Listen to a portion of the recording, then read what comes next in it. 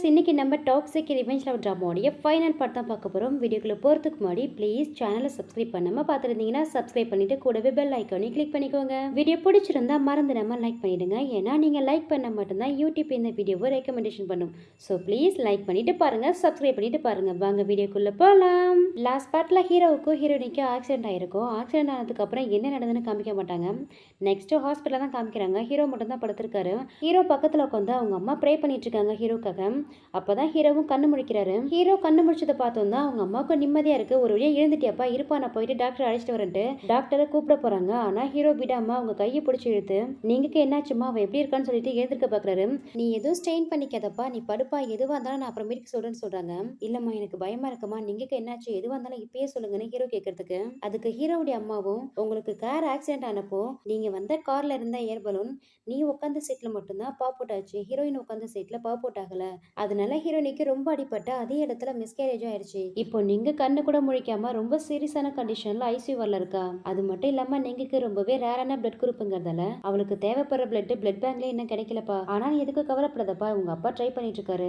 எப்படியாவது நீங்களுக்கு தேவைப்படுற blood arrange பண்ணி அவளை காப்பாத்தலான்னு சொல்றாங்க. அம்மா எனக்கு இப்பவே என் ஒய்ஃப் நீங்க பார்க்கணும், அரேஞ்ச் பண்ணுங்கன்னு சொல்லிட்டு, அம்மா போனை கொடுங்க அம்மா, ஒரு கால் பண்ணணும்னு சொல்லி அவங்க அம்மா கிட்ட போனை வாங்கி அந்த ஜெக்ஸிக்கு தான் கால் பண்றாரு. ஹீரோ கால் பண்றதுக்கு அந்த ஜெக்ஸியும் எதுவுமே தெரியாத மாதிரி, இப்போ நீங்க எங்க இருக்கீங்கன்னு கேட்குறா. அதுக்கு ஹீரோவும், ஜெக்ஸி நானும் ஹீரோயினும் வந்த காரை ஆக்சிடென்ட் ஆயிடுச்சு, ஹீரோயின் இப்போ ரொம்பவே சீரியஸான கண்டிஷனில் இருக்கா, அவளுக்கு டிரான்ஸ்ஃபியூஷன் பண்ணணும். உனக்கு ஹீரோயினுக்கும் ஒரே பிளட் குரூப் தானே, தயவு செஞ்சு எனக்காக ஹீரோயினுக்கு ஹெல்ப் பண்ண, அவளுக்கு பிளட் கொடுன்னு சொல்லி கேட்குறாரு. அதுக்கு அந்த ஜெக்ஸியும் சரி நான் தரேன்னு சொல்லிட்டு ஒத்துக்கிறா. நெக்ஸ்ட் ஹீரோயினை பக்கம் தான் வந்திருக்காரு. அங்கே உள்ளே போகாமல் வெளியில் நின்று ஹீரோயினை பார்த்துட்டு இருக்காரு. அவருக்கு ரொம்பவே கஷ்டமா இருக்கு. நீ எப்போ பாரு என்கிட்ட டிவோர்ஸ் வேணும்னு கேட்டுட்டே இருப்பல்ல, இப்போ நானே டிவோர்ஸ் கொடுக்க தயாரா இருக்கேன், எழுந்து வா நீங்கன்னு சொல்லிட்டு ரொம்ப ஃபீல் பண்ணி அழுதுட்டு இருக்காரு. நெக்ஸ்ட் புதுசா ஒருத்தவனை காட்டுறாங்க. இவன் அந்த ஜெக்ஸிக்கு கால் பண்ணிட்டு, என்ன ஜெக்ஸி, என் நம்பரை பார்த்ததுமே காலை அட்டன் பண்ண மாட்டேன்னு நினைச்சேன், பரவாயில்லையே எடுத்துட்டேன்னு கேட்குறான். அதுக்கு அந்த ஜெக்ஸியும், ஏன் இப்போ நான் காலை அட்டன் பண்ணலன்னா என்ன பண்ணுவேன்னு கேட்குறா. நீ மட்டும் காலை அட்டன் பண்ணலன்னா அதுக்கப்புறம் உனக்கே தெரியும்னு கொஞ்சம் மிரட்டுற மாதிரியே பேசுறான். என்ன மிரட்டி பார்க்குறியா, இந்த மிரட்டலுக்கெல்லாம் பயப்படுறவ நான் கிடையாதுன்னு அந்த ஜெக்ஸி சொல்றதுக்கு, நான் ஏமா உன்னை மிரட்ட போறேன், நான் உன்னை எந்த அளவு லவ் பண்ணுறேன்னு உனக்கே தெரியும், சரி நம்ம வழக்கமாக மீட் பண்ணுற இடத்துக்கு வந்துடுன்னு சொல்லிட்டு கூப்பிட்றான். நெக்ஸ்ட் அந்த ஜெக்ஸி அவன் சொன்ன இடத்துக்கு தான் போறா. அவனை பார்த்ததுமே எதுக்காக எனக்கு கால் பண்ணணும்னு கேட்கறதுக்கு, அவன் இந்த ஜெக்ஸியை பார்த்ததுமே வைஃப்னு சொல்லி கூப்பிட்டு, நம்ம மீட் பண்ணி ரொம்ப நாள் ஆச்சுல, என்னை மிஸ் பண்ணியான்னு கேட்குறான். நமக்கு தான் பிரேக்கப் ஆயிடுச்சுல, அப்புறம் என்னன்னு அந்த ஜெக்ஸி கேட்கறதுக்கு, அவளை அப்படியே ரூமுக்குள்ளே இழுத்து கதவை லாக் பண்ணிட்டு அவளை பிடிச்சி பெட்ல தள்ளி, நான் தான் நீ சொல்றதெல்லாம் செஞ்சுட்டேனே அப்புறம் என்ன அப்படின்னு சொல்லி கேட்குறான். எங்க நான் சொன்னதை செஞ்சேன், அந்த நீங்க இன்னும் சாக்காம உயிரோட கோமாவில் தான் பெட்ல இருக்கான்னு சொல்றா. அதுக்கு அவனும் சிரிச்சுக்கிட்டே, 3 வருஷத்துக்கு முன்னாடியும் இதே மாதிரி தான் ஒரு கார் ஆக்சிடென்ட்டை டிசைன் பண்ணினேன், அன்னைக்கே அவளை ட்ராக் பண்ண வேண்டியதானே சொல்லிட்டு ஒரு ஃப்ளாஷ்பேக்கை காமிக்கிறாங்க. இவன் 3 வருஷத்துக்கு முன்னாடி ஒரு பெரிய கேங்ஸ்டராக இருந்திருக்கான். இந்த ஜெக்ஸியே இவனுடைய லவர் தான் போல. இவனால அவள் ப்ரெக்னெண்ட்டாக இருந்திருக்கா. இவ ப்ரெக்னெண்ட்டாக இருக்கிற விஷயத்த அவங்ககிட்ட சொல்லும்போது, இன்னும் 2 வருஷம் எனக்காக வெயிட் பண்ணி எல்லாத்தையும் முடிச்சுட்டு அதுக்கப்புறம் வந்து உன்னை மேரேஜ் பண்ணிக்கிறேன்னு சொல்கிறான். அதுக்கு அந்த ஜெக்ஸையும், இல்லை நம்ம பிரேக்கப் பண்ணிக்கலாம், உன்ன மாதிரி ஒரு கேங்ஸ்டர் என்னுடைய குழந்தைக்கு அப்பாவை இருக்கிறது எனக்கு சுத்தமாக பிடிக்கல, அதனால நான் குழந்தையுமே அபார்ட் பண்ணிட்டேன், இப்போ உன்னால என்னுடைய ஃபெர்டிலிட்டியாக போயிடுச்சுன்னு சொல்லிட்டு ரொம்ப ஃபீல் பண்ணி பேசிக்கிட்டே அவங்ககிட்ட ஒரு ஹெல்ப்பும் கேட்குறா. அவனும் எதுவாக இருந்தாலும் சொல்லு நான் செய்கிறேன்னு சொல்கிறான். நாளைக்கு நான் ஹீரோயின் கூட சன்ரைஸ் பார்க்க மவுண்டைன் போகிறேன், அப்போ நீ உன் காரை வச்சு என்ன ஆக்சிடென்ட் பண்ணணும்னு சொல்கிறா. ஆனால் எதுக்காகன்னு அந்த கேங்ஸ்டர் கேட்கறதுக்கு, அதுக்கு இந்த ஜெக்ஸையும், நான் தான் என்னுடைய ஃபெர்டிலிட்டி இழந்துட்டேனே, அந்த ஆக்சிடென்டால தான் இந்த ஃபெர்டிலிட்டி போயிடுச்சுன்னு சொல்லி அந்த மூ கிட்ட ஃப்ரேம் பண்ணி அவனுடைய கவனத்தை ஏன் மேலே திசை திருப்பணும்னு சொல்லி ஒரு கேவலமான பிளான் அப்பயே போட்டிருக்கா. இப்போ அதெல்லாம் பற்றி பேசிட்டு இந்த ஜெக்ஸி அந்த கேங்ஸ்டர் கிட்ட, 5 வருஷத்துக்கு முன்னாடி அந்த மூ தண்ணியில் விழுந்தப்ப அவன் உயிரை நான் தான் காப்பாத்துறேன்னு இவ்வளோ நாள் முட்டாள்தனமாக நினச்சிட்டு இருக்கான், அதனால தான் அவன் என்கிட்ட இந்த அளவு க்ளோஸ் ஆனான். இப்போ கூட அந்த ஹாஸ்பிட்டல் இருக்கிற நீங்களுக்கு பிளட் கொடுக்குறேன்னு சொன்னதால அந்த மூ உனக்கு என்ன வேணுமோ நான் செய்கிறேன்னு எனக்கு ப்ராமிஸ் பண்ணி கொடுத்துருக்கான். அதனால நீ என்ன பண்ணுற தெரியுமா, ஹாஸ்பிட்டல் இருக்கிற நீங்க எப்படியாவது கொலை பண்ணிடு, அந்த நீங்க மட்டும் செத்து போயிட்டானா அந்த மூ எனக்கு கொடுத்த ப்ராமிஸை யூஸ் பண்ணி அவன் என்ன மேரேஜ் பண்ணிக்கிற மாதிரி நான் பண்ணிடுவேன். அந்த மூ மாதிரி ஒரு ரிச்சான ஆளை நான் மேரேஜ் பண்ணிட்டேன்னா அதுக்கப்புறம் நமக்கு பண ப்ராப்ளமே இருக்காது, உனக்கு வேணுங்கிற பணத்தை நான் கொடுக்குறேன்னு சொல்றா. ஆனா அந்த ரூமுக்குள்ள எப்படி ரீச் ஆகுதுன்னு அந்த கேங்ஸ்டர் கேட்கறதுக்கு, அதை நினைச்சா நீ ஒன்றும் ஒரே பண்ணிக்க வேணாம், ஏன்னா ஹீரோயின் இருக்கிற ரூம்ல ஒரு சர்வேலன்ஸ் கேமரா கூட கிடையாது, அது மட்டும் இல்லாம ஹீரோயின் கோமால இருக்கிறதால அவளாலையும் உன்னை ஃபைண்ட் அவுட் பண்ண முடியாது, ஸோ நீ உன்னுடைய வேலையை ஈஸியா முடிச்சிடலான்ட்டு இதுல 3 மில்லியன் பணம் இருக்குன்னு சொல்லிட்டு ஒரு கார்டையும் கொடுக்குறா. நெக்ஸ்ட் ஹாஸ்பிட்டலில் தான் காமிக்கிறாங்க. ஹீரோயின் பக்கத்தில் உட்காந்துக்கிட்டு, நான் உன்னை புரிஞ்சுக்காமலே போயிட்டேன், என்னை மன்னிச்சிட்டுமா, இதுக்கப்புறம் நான் உங்ககிட்ட நல்லபடியாக நடந்துக்கிறேன், எழுந்துருமா, எனக்கு ஒரு சான்ஸ் கொடுன்னு சொல்லிட்டு ஹீரோயின் கிட்ட ரொம்ப உருகி உருகி பேசிட்டு இருக்காரு. அப்போ அங்கே ஒரு நர்ஸ் வந்துட்டு ஹீரோயினுக்கு ட்ரெஸ்ஸிங் பண்ணணும், கொஞ்சம் வெளியில் போங்கன்னு சொல்கிறாங்க.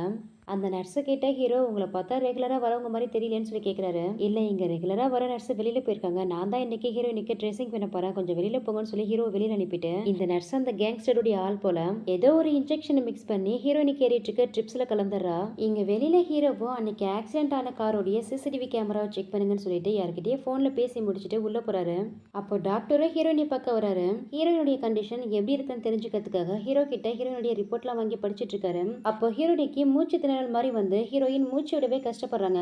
அங்க டாக்டரும் கூட இருந்ததால ஹீரோயினிக்கு ட்ரிப்ஸ் ஏறதுல ஏதோ அலர்ஜி ஆகிருக்குங்கிறத புரிஞ்சுக்கிட்டு உடனே அவங்க கையில ஏறிட்டு இருந்த ட்ரிப்ஸை ரிமூவ் பண்ணிட்டு ஹீரோயினை காப்பாத்திறாரு. இந்த ட்ரிப்ஸை பத்தி அந்த ஹாஸ்பிட்டலுடைய சீஃப் டாக்டர் கிட்ட கேட்கும்போது இதை யாரோ வேணும்னே தான் பண்ணிருக்காங்கிற விஷயம் தெரிய வருது. நெக்ஸ்ட் ஹீரோ அவருடைய அசிஸ்டன்ட்டுக்கு கால் பண்ணி ஹாஸ்பிட்டல்ல ஹீரோயினியை ஹர்ட் பண்ண வந்த அந்த நர்ஸ் யாருங்கிறத ஃபைண்ட் அவுட் பண்ண சொல்றாரு. கொஞ்ச நேரத்திலேயே ஹீரோடைய அசிஸ்டன்ட் ஹீரோ கிட்ட வந்து ஒரு ஃபைலை கொடுத்துட்டு, சார் நாங்க போலீஸோட போயிட்டு இன்வெஸ்டிகேட் பண்ணதெல்லாம் அன்னைக்கு ஹாஸ்பிட்டல்ல ஹீரோயினை கொலை பண்ண நர்ஸ் வேஷத்துல வந்தவன் பேரு கே. அவன் ஒரு கேங்ஸ்டர். அவன் பணத்துக்காக தான் யாரோ சொல்லி மேடமை கொலை பண்ண வந்திருக்கான். அவனை யார் அனுப்பி வச்சாங்கிறது என்ன தெரியலைங்க சார், சீக்கிரமாவே அவங்களே கண்டுபிடிச்சிருன்னு சொல்றாரு. அதுக்கு ஹீரோவும் அந்த கேங்ஸ்டருடைய ஃபோன் நம்பரை ட்ரேஸ் பண்ணி யார் அவனை அனுப்பி வச்சாங்கிறத சீக்கிரமா கண்டுபிடிங்கன்னு சொல்றாரு. நெக்ஸ்ட் இந்த ஜிக்ஸியை தான் காமிக்கிறாங்க. அவளுக்கு அந்த கேங்ஸ்டர் கால் பண்ணிட்டு, கங்க்ராச்சுலேஷன் ஜிக்ஸி, ஹீரோயினை கொலை பண்ண முடியல, ஆபரேஷன் ஃபெயிலியர் ஆயிடுச்சுன்னு நக்கலா பதில் சொன்னதே இல்லாம நீ கொடுத்த பணம் கொலை பண்ண அரேஞ்ச் பண்ணதுக்கே சரியா போயிடுச்சு. அதனால இதுக்கப்புறம் மேல பணம் கொடுத்தாதான் வேலாகும்னு சொல்லிட்டு போனை கட் பண்ணிடுறான். இந்த ஜிக்ஸிக்கு செம்ம கடுப்பாகுது. இவனை போயிட்டு நம்பணுமேட்டு புலம்பிட்டு உட்காந்துருக்கா. இந்த ஜிக்ஸிக்கு மேல அந்த கேங்ஸ்டர் பெரிய ஆளா இருப்பான் போல. இவ கிட்ட கேட்டா அதிகமா பணம் கிடைக்காதுன்னு ஸ்ட்ரைட்டா ஹீரோக்கே கால் பண்ணி, உன்னுடைய வைஃபை யார் கொலை பண்ண ஆள் அனுப்புனாங்கிறது தெரிஞ்சுக்கணும்னு நினைக்கிறியா? அதுக்கான எவிடன்ஸ் என்கிட்ட இருக்கு. என்னுடைய அக்கௌண்ட்டுக்கு 10 மில்லியன் பணத்தை டிரான்ஸ்ஃபர் பண்ணு. அடுத்த செகண்டே உன்னுடைய மொபைலுக்கு அந்த எவிடன்ஸ் சென்ட் பண்ணி வைக்கிறேன்னு சொல்லிட்டு டீல் பேசுறான். ஹீரோவும் அவனுடைய டீலுக்கு ஓகே சொல்லிட்டு அவனுடைய அக்கௌண்ட்டுக்கு 10 மில்லியன் பணத்தை டிரான்ஸ்ஃபர் பண்ணிடுறாரு. அந்த கேங்ஸ்டர் கிட்ட அந்த ஜிக்ஸி ஹீரோயினை கொலை பண்ண சொன்னது 3 வருஷத்துக்கு முன்னாடி தன்னை தானே ஆக்சிடென்ட் பண்ணிட்டு ஹீரோயின் மேல ஃப்ரேம் பண்ணதுட்டு அந்த ஜிக்ஸி பேசின எல்லாத்தையும் ஒண்ணு விடாம கேங்ஸ்டர் ரெக்கார்ட் பண்ணி வச்சிருப்பான் போல. அது எல்லாத்தையும் ஹீரோடைய போனுக்கு அனுப்பி வச்சிடறான். ஹீரோவும் அந்த ஜிக்ஸி பேசின எல்லா ரெக்கார்டையும் கேட்டுறாரு. அவருக்கு அப்படியே செம்ம கோவம் வருது. உடனே ஹீரோ அவருடைய ஆளுங்களை அனுப்பி அந்த ஜிக்ஸியை இழுத்துட்டு வர சொல்றாரு. இந்த ஜிக்ஸியும் எதுவுமே தெரியாத மாதிரி ஹீரோ கிட்ட, இங்க பாருங்கம்மா உங்க ஆளுங்க என்ன எப்படி இழுத்துட்டு வராங்கன்னு, எனக்கு எவ்வளவு ஹர்ட் ஆகுது தெரியுமான்னு சொல்லிட்டு செம்மையா நடிச்சிட்டு இருக்கா. அதுக்கு ஹீரோவும், ஓ உனக்கு அவ்வளோ ஹர்ட் ஆகுதா, அவ்வளோ கஷ்டமா இருக்கான்னு கேட்குறாரு. ஹீரோ பேசுற விதம் அவளுக்கு ஒரே டவுட்டா இருக்கு. எதுக்கு இந்த மாதிரிலாம் பேசுறீங்க, உங்களுக்கு என்னாச்சுன்னு கேட்குறா. நீங்க கொலை பண்றதுக்காக ஆக்சிடென்ட் பண்ணியா, அவளுக்கு இப்படி தானே ஹர்ட் ஆயிருக்குன்னு கேட்குறாரு. ஐயோ நீங்க என்ன பேசுறீங்க, எனக்கு எதுவுமே தெரியாது, நான் எதுக்காக நீங்க கொலை பண்ண போறேன், நான் உங்களை எவ்வளோ லவ் பண்ற தெரியுமான்னு சொல்லிட்டு ஹீரோடைய கையை பிடிக்கிறா. அதுக்கு ஹீரோவும், ஓ அந்த அளவு நீ என்ன லவ் பண்றதால தான் என்னுடைய வைஃபை நீங்க கோமாக்கு அனுப்பி வச்சுட்டேன்னு சொல்லிட்டு அவனை இழுத்துருவாங்கன்னு சொல்றாரு. அங்க ஹீரோயின் தம்பியை தான் அடிச்சு துவச்சு இழுத்துட்டு வந்து கீழே போடுறாங்க. நீங்களோட தம்பியை பாத்தியா, அவனை அடிச்சு மிதிச்சதுல உன்னை பத்தின எல்லா உண்மையும் என்கிட்ட சொல்லிட்டான்.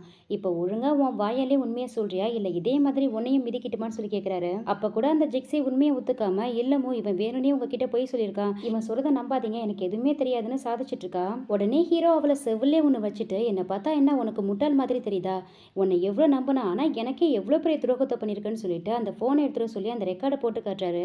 அந்த போன்ல அவ பிளான் பண்ணது எல்லாமே ஓடிட்டு இருக்கு. அதை கேட்டதுமே, இல்லமோ இது நான் இல்ல, யாரோ வேணும்னே உங்ககிட்ட ஃப்ரேம் பண்ணிருக்காங்க, இது நான் இல்லைன்னு சொல்லி பயங்கரமா நடிச்சிட்டு இருக்கா. ஆனா ஹீரோ இவ பேசுறதே காதுல வாங்காம அவருடைய ஆளுங்கள்ட்ட சொல்லி இந்த 2 நாய்களையும் இழுத்துட்டு போயிட்டு போலீஸ்ல ஹேண்ட் ஓவர் பண்ணுங்கன்னு சொல்லிடுறாரு. அவங்களும் அவங்க 2 பேரையும் போலீஸ்ல ஹேண்ட் ஓவர் பண்ண போலீஸ் ஸ்டேஷன் இழுத்துட்டு போறாங்க. ஒரு வழியா எல்லா ப்ராப்ளமும் முடிஞ்சதுன்னு பார்த்தா ஹீரோயின் இன்னும் கண் விழிக்காமலே படுத்திருக்காங்க. ஹீரோவும் ஹீரோயின் கையை பிடிச்சிக்கிட்டு அவங்க பக்கத்திலே உட்காந்து, இதுக்கப்புறம் உன்னை ஹர்ட் பண்ண மாட்டோமா, என்னை மன்னிச்சிடுமா, எனக்கு ஒரே ஒரு சான்ஸ் கொடு, நான் உன்னை ரொம்ப லவ் பண்றேமா, என்னை விட்டு போயிடாதுன்னு சொல்லி ரொம்ப அழுது கெஞ்சிட்டு இருக்காரு.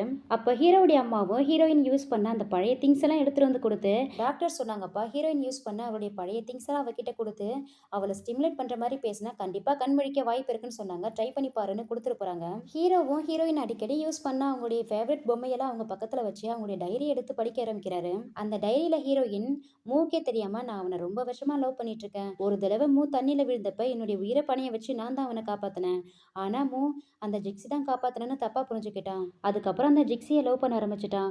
ஆனா அந்த ஜிக்ஸி ஒரு நாள் கூட ஹீரோவை லவ் பண்ணதே கிடையாது, அவ சும்மா நடிச்சுக்கிட்டு தான் இருந்தா. ஆனா நான் ஹீரோவை உண்மையா லவ் பண்ணேன். ஆனா அவங்கிட்ட இருந்து எனக்கு கிடைச்சது ரிஜெக்ஷன் மட்டும்தான். அப்ப எனக்கு ரொம்பவே கஷ்டமா இருந்தது. இன்னைக்கு என்னுடைய லவ்வே மொத்தமா முடிஞ்சிச்சுன்னு சொல்லி தான் எழுதியிருக்கு. அதை படிக்க படிக்க ஹீரோவுக்கு பயங்கர அழுகையா வருது. ரொம்ப அழுதுட்டு இருக்காரு. ஹீரோ அழுவுற சவுண்டை கேட்டு ஹீரோயினுக்கு இப்பதான் நினைவு வருது. அவங்க கையெல்லாம் அசையுது. ஹீரோ கிட்ட தண்ணி வேணும்னு கேக்குறாங்க. ஹீரோயின் கண்ணு முழிச்சு வந்தா ஹீரோவுக்கு உயிரே வருது. உடனே டாக்டரை தான் கூப்பிடுறாரு. டாக்டரும் ஹீரோயினை வந்து செக் பண்ணி பார்த்துட்டு இதுக்கப்புறம் அவங்களுக்கு எந்த ப்ராப்ளமும் இல்லை, அவங்க கண்ணு முழிச்சிட்டாங்கன்னு சொல்றாரு. அதை கேட்கறது ஹீரோவுக்கு ரொம்ப சந்தோஷமா இருக்கு. அவங்களுக்கு தேங்க்யூ சொல்லிட்டு இருக்காரு. ஹீரோவும் ஹீரோயினி கிட்ட அவர் பண்ண தப்புக்கெல்லாம் மன்னிப்பு கேட்டு இதுக்கப்புறம் உனக்கு ஒரு நல்ல ஹஸ்பண்டா இருப்பேமான்னு சொல்றாரு. அதுக்கு ஹீரோயினும் என்ன எவ்வளோக்கு டார்ச்சர் பண்ணீங்க, அவ்வளோ சீக்கிரம்லாம் உங்களை மன்னிக்க முடியாது, கொஞ்ச நாள் வெயிட் பண்ணுங்கன்னு சொல்றாங்க. ஹீரோவும் எவ்வளோ நாள் வேணாலும் உனக்காக வெயிட் பண்றமான்னு சொல்றாரு. இங்க அப்படியே சீன் கட் பண்ணா ஒரு சில நாட்கள் ஆகுது, வாரங்கள் ஆகுது, மாதங்கள் ஆகுது. ஹீரோவும் ஹீரோயினியும் ரொம்ப சந்தோஷமா அவங்க லைஃபை ரன் பண்ணிட்டு இருக்காங்க. ஹீரோயினிக்கும் ஹீரோ மேல ஒரு நம்பிக்கை வந்துருச்சு. ஹீரோவும் ஹீரோயின் மேல ரொம்ப கேரிங்காகவும் லவ்வாகவும் இருக்காரு. அவங்களுக்கு எல்லா விதத்திலையும் ஹீரோ சப்போர்ட் பண்றாரு. ஹீரோவுக்கும் ஹீரோயினிக்கும் ஃபர்ஸ்ட் ரெஜிஸ்டர் மேரேஜ் தான் ஆகியிருக்கும், ப்ராப்பரா மேரேஜ் ஆகியிருக்காது. அதனால எல்லாருக்கும் தெரியுற மாதிரி கிராண்டா அவங்களுடைய வெட்டிங் நடக்கணும்னு சொல்லிட்டு மேரேஜுக்கான அரேஞ்ச்மெண்ட் நடந்துட்டு இருக்கு. ஹீரோயினும் வெட்டிங்காக அவங்களுடைய வெட்டிங் ட்ரெஸ்ஸை வியர் பண்ணிட்டு வந்து ஹீரோ முன்னாடி நிக்கிறாங்க. அவ்வளவுதான் ஹீரோ ஸ்டன் ஆகி ஹீரோயினையே பார்த்துட்டு இருக்காரு. ஏன்னா ஹீரோயினை இதுக்கு முன்னாடி அவர் வெட்டிங் ட்ரெஸ்ல பார்த்தது இல்ல. ஹீரோ ஹீரோயின் கையை அப்படியே ரொமான்டிக்கா பிடிச்சி, இப்போ நீ எப்படி இருக்க தெரியுமா, தேவதை மாதிரி இருக்க, ஃபைனலா உன்னை வெட்டிங் ட்ரெஸ்ல பார்த்துட்டேன்னு சொன்னதும் ஹீரோயினும் செம்மையா வெக்கப்படுறாங்க. ஃபைனலா வெட்டிங்லாம் முடிச்சுட்டு ஹாப்பியா போட்டோ ஷூட் பண்றதோட இந்த சூப்பரான டிராமாவுமே கம்ப்ளீட் ஆகுது. இந்த டிராமா எப்படி இருந்ததுன்னு உங்க ஃபீட்பேக்கை சொல்லுங்க.